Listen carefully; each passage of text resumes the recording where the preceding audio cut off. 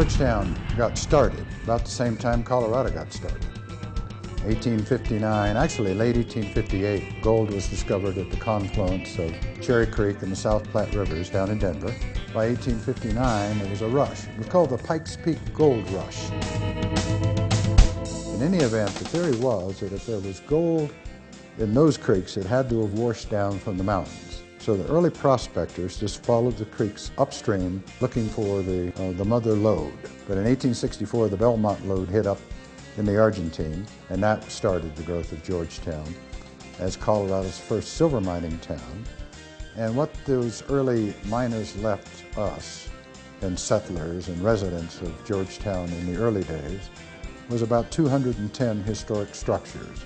And it represents now one of the finest collections of residential 19th century Victorian, Bonanza Victorian architecture in Colorado, and a rather nice collection of commercial buildings as well.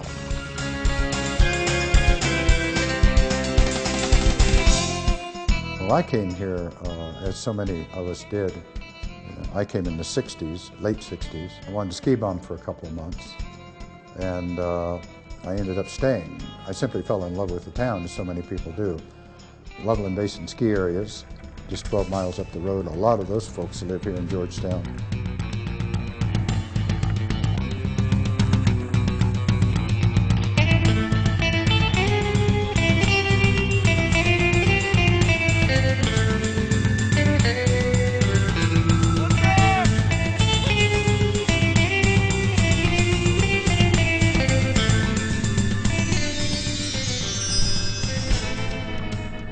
Oftentimes the sheep are right down by the highway, and people are just fascinated, just fascinated.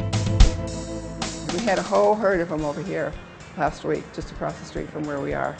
As a matter of fact, we have signs out on the highway that say, for bighorn, if you want to see the bighorns, stop at exit 228 in Georgetown. And many people do. That's probably our #1 question of people who come to visit us.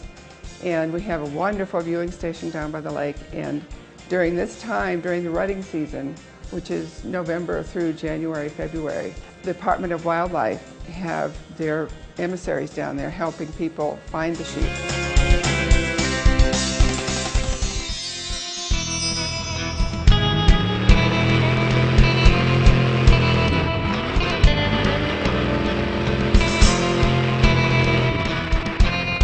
This is actually the only form of motorsport that's unique to Colorado. It's done nowhere else in the world the way we do it.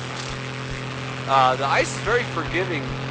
3 different people will drive the track 3 different ways, and all 3 will run equal times. It's very, very forgiving about driving styles. We take just a plain worn-out tire. This size here is 185 60R15s, and we have the bolts machined on a CNC lathe. They're a grade 5 bolt. We have another washer on the inside, just the same. Put them from the inside out, run the nut down, tighten them up. Then we run a 1/4-inch rubber liner on the inside, and then a tube. The 2-inch long bolts provides better than pavement traction. The stresses that the vehicle sees and the things that happen. I mean, we run a 1/8 mile track essentially in 15 seconds. We can encourage the rear of the vehicle to slide either direction, right or left.